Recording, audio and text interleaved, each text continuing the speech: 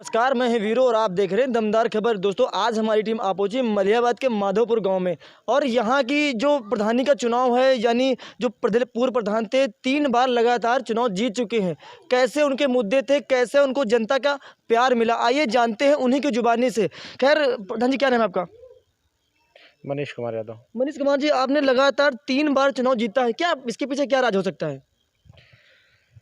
3 बार अगर हमने चुनाव जीता है, ये जीत हमारी नहीं है जी ये जीत माधोपुर की जी जनता की है। जी ये जीत विकास की है जी और ये जीत काम की है। जी जी। अगर ये ग्राम पंचायत का चुनाव होता है, लोग इसमें बजट का महत्व देते हैं। कितना पैसा खर्च किया आपने चुनाव में?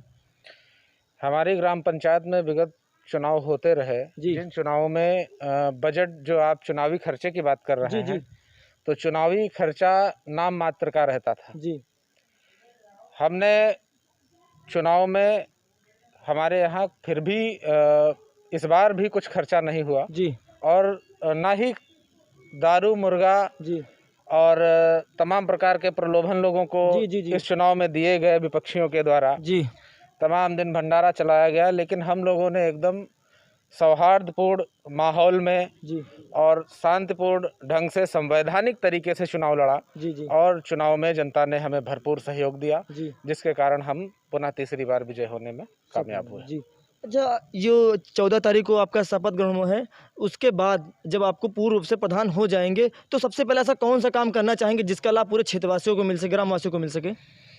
काम तो भाई साहब, हम विगत 10 वर्षों से लगातार जनता की सेवा करते ही आ रहे हैं जी और मुझे नहीं लगता है कि कोई इतनी बड़ी समस्या हमारी ग्राम पंचायत में है जी जो बहुत ही प्राथमिकता में हो कि हम तुरंत शपथ ग्रहण करते ही हम जी उसे जी पूरा करेंगे, जी क्योंकि विगत 10 सालों में हमने बहुत सारा काम इस जी ग्राम पंचायत में किया है। जी तो ऐसी कोई परिस्थितियां, विषम समस्याएं नहीं हैं। जी फिलहाल ये समय का चक्र है, जी समय चलता रहता है, समय आगे बढ़ता रहता है अपनी गति से जी जी और समस्याएं सामने आती रहती हैं। जैसी जैसी समस्याएं सामने आती हैं, जी उस तरीके से उनका निराकरण होता रहता है समय अनुसार। जी जनता की जो भी तकलीफें होती हैं, जो समस्याएं होती हैं, जी उनको प्रतिदिन सुना जाता है जी और उनको तुरंत ही उनका निस्तारण किया जाता सर, है। देश में कोरोना चल रहा है, कितने अंतरालों के बाद आप मतलब सैनिटाइजर करवाते हैं गांव में?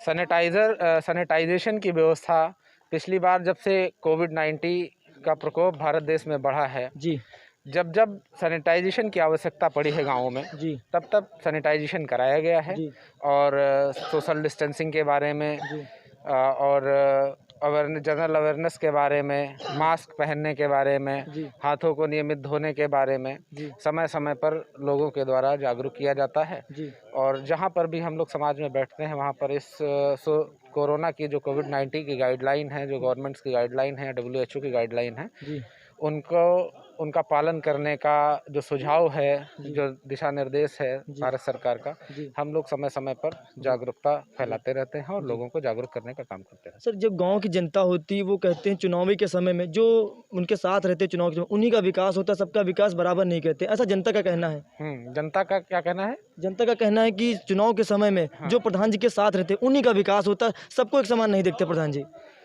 10 सालों में अगर हमने सबको बराबर ना देखा होता, तो शायद आज मैं तीसरी बार प्रधान नहीं होता। जी ठीक है? जी तो 10 सालों में हमने सबका साथ लिया जी और सबका विकास किया। जी।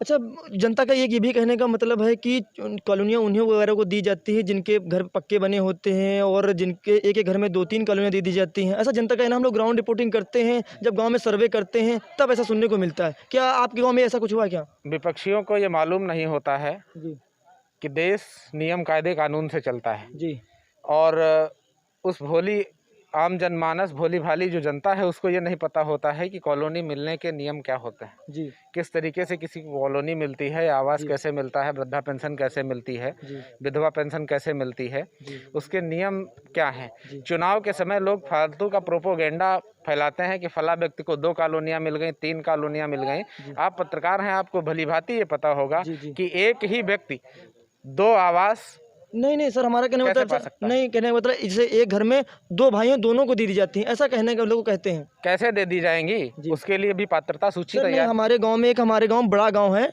वहाँ एक डम्बरखेड़ा गांव में पड़ता है, वहाँ एक ही घर में दो लोगों को कॉलोनी दी गई। अगर वो पात्र होंगे तभी दी गई होगी, जी। क्योंकि पात्रता सूची पहले बनती है इसकी। जी पात्रता सूची बनती है और पात्रता सूची में जिनका चयन होता है उन्हीं को कॉलोनी दी जाती जी है। नहीं, उनका कहने का मतलब था जो उनके साथ रहते हैं उन्हीं को दी जाती है, ऐसा कहना लोगों का। ऐसा हमारी ग्राम पंचायत में कुछ भी नहीं होता है। जो साथ रहे उनको भी कॉलोनी मिली, जो साथ नहीं रहे उनको भी कॉलोनी मिली, क्योंकि चुनाव जीतने के बाद में एक जनप्रतिनिधि का यह उत्तरदायित्व होता है कि संपूर्ण जनता उस ग्राम पंचायत की हो, क्षेत्र पंचायत की हो, जिला पंचायत की हो, या आपके प्रदेश की पंचायत हो या देश की पंचायत हो, जी उसका जो भी प्रतिनिधि होता है जी वो समस्त जनता जो होती है वो उसकी होती है और उसके विकास के लिए वो प्रयासरत जी। रहता है। अच्छा, आपके ग्राम पंचायत में सर कितने गांव लगते हैं? हमारी ग्राम पंचायत में 5 गांव लगते हैं। जी, कौन कौन से? हमारी ग्राम पंचायत माधोपुर, जी रूपनगर, जी फूलचंद खेड़ा, बुलबुला खेड़ा और मानखेड़ा। जी। कितनी वोट होगी? लगभग हमारी ग्राम पंचायत में 2000 वोट है। 2000 वोट है। अच्छा, आपके यहाँ मतलब कोई सरकारी स्कूल वगैरह है? जी बिल्कुल है, उसकी व्यवस्था कैसी? बढ़िया व्यवस्था, जी, लाइट वगैरह? सब बढ़िया व्यवस्था। जी। अच्छा, आपके क्षेत्र में इतना बड़ी आबादी है, कोई सरकारी अस्पताल छोटा मोटा है? नहीं, सरकारी कोई सामुदायिक स्वास्थ्य केंद्र या प्राइमरी हेल्थ CHC या PHC, CHC आपका मलिहाबाद है, जी PHC हमारी ग्राम पंचायत में नहीं है जी और मलिहाबाद की डिस्टेंस ज़्यादा नहीं है। अगर किसी को स्वास्थ्य सुविधाओं की जानकारी या ज़रूरत पड़ती है तो मलिहाबाद जा सकते क्या हैं। सर आपको ऐसा लगता है कि हमारा ग्राम सभा में एक स्वास्थ्य अस्पताल होना चाहिए छोटा मोटा? क्या आपको ऐसा महसूस होता है?